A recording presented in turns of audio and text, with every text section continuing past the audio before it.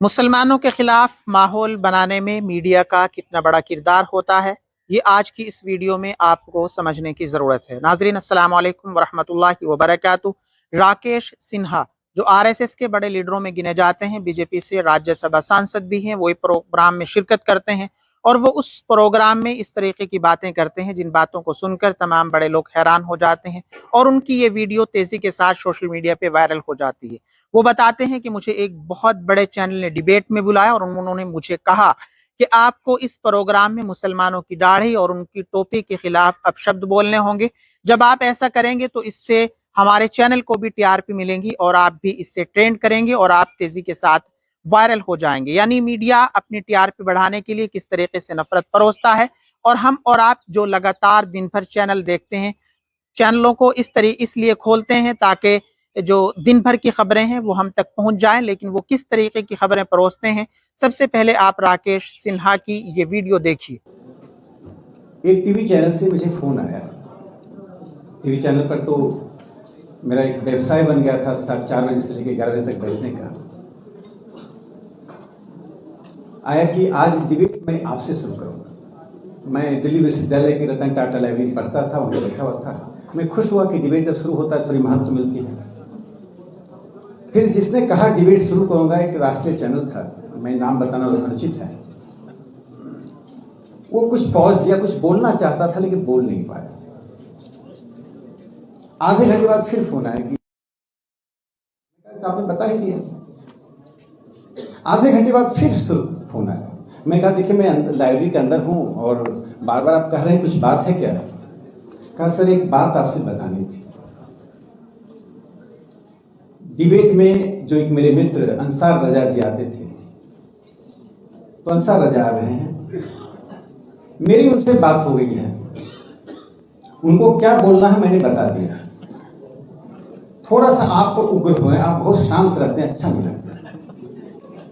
तो मैं कहा कुछ बता तो दीजिए, तो मैं ऐसा होता दिखाऊंगा। तो कुछ अभद्र बर्बरतापूर्ण शब्द उन्होंने मुझे कहा बोलने के लिए, दाढ़ी के ऊपर, टोपी के ऊपर। मैं कहा बहुत अच्छा, मैं जरूर बोलूंगा, कुछ और है तो बता दीजिए। फिर आधे घंटे बाद मैंने उसको फोन किया कि ये काफी नहीं है, कुछ और बताइए। कहा सर अब आप जो बोलना है बोल दीजिए, आप दोनों झगड़ा करेंगे, मैं बीच बचाव करूंगा, फिर डिबेट हिट जाएगी, आप भी ट्रेंड करेंगे ट्विटर पर, मैं भी करूंगा। हो गया। फिर उस चैनल की गाड़ी आई, उसका फोन आया कि सर आपसे डिबेट शुरू होना है, नोएडा आने में शाम को दिक्कत होगी, आप जल्दी चले। मैं कहा मैं नोएडा नहीं आ पाऊंगा, मुझे मुंबई जाना है, कोई अचानक काम आ गया है। कहा सर अचानक क्या होगा, डिबेट आपसे शुरू करना, मैंने किसी से बात भी नहीं किया है, मैं किसको बुलाऊंगा? मैं कहा कुछ बहुत जरूरत काम आ गया है। कहा क्या बताएं सर, कुछ खास बात है क्या?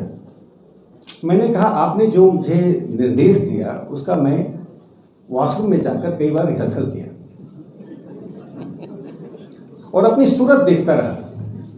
फिर मैं देखा मेरी लंबाई भी अच्छी है, देखने में भी बुरा नहीं हूं, तो मैं क्यों नहीं मुंबई जाकर ही एक्टिंग कर लेता हूं।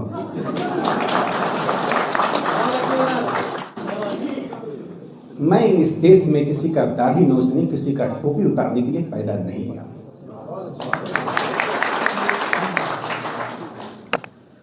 जो लोग उतारेंगे उनसे मैं लड़ने के लिए पैदा हुआ।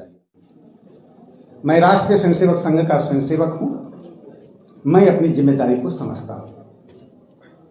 इसलिए मैं एक बात बताना चाहता हूं, हम किसी परिवार के सदस्य होते हैं, किसी स्कूल कॉलेज के छात्र होते हैं, किसी के दोस्त होते हैं, किसी समुदाय के होते हैं, लेकिन उसके बावजूद भी हम स्वयं में एक व्यक्ति होते हैं। मैंने उस वक्त अपनी जिम्मेदारी समझी और उस हल्की लोकप्रियता से बचते हुए मैंने उस दिन से कम उस चैनल पर, मैं ये घटना 2016 की है, 25 हो गया, 9 साल में उस चैनल मुझे नहीं मिला। राकेश सिन्हा को सुना, जो आरएसएस के लीडर हैं, वो बताते हैं कि मुझे कहा गया कि आपको मुसलमानों की दाढ़ी और उनकी टोपी के बारे में गलत बोलना है।